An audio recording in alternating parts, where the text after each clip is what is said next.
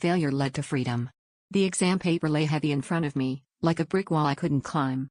I stared at the red marks slashed across it, each one a reminder of how far I had fallen short. My heart sank as I realized my worst fear had come true. I had failed my biggest exam. The whispers and sympathetic glances from classmates felt like daggers, each one piercing deeper. I walked out of the classroom, feeling the weight of my academic world collapse around me, convinced that my future had crumbled with it.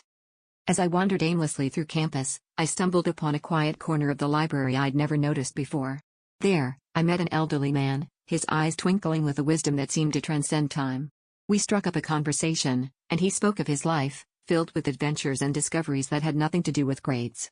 He taught me that knowledge was a river, flowing freely beyond the confines of examination halls, and it was up to me to dive in and explore its depths. Inspired by his words, I started to see learning in a new light.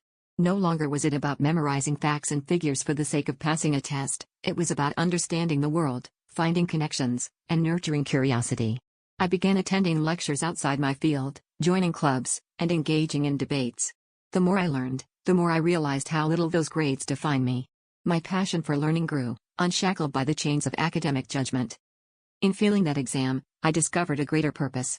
The journey from despair to enlightenment taught me that true success is measured not by grades but by the knowledge and experiences we gather along the way.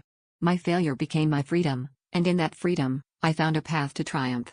Now, when I look back, I see that day not as a tragedy but as the beginning of a lifelong adventure in learning that continues to enrich my life beyond measure.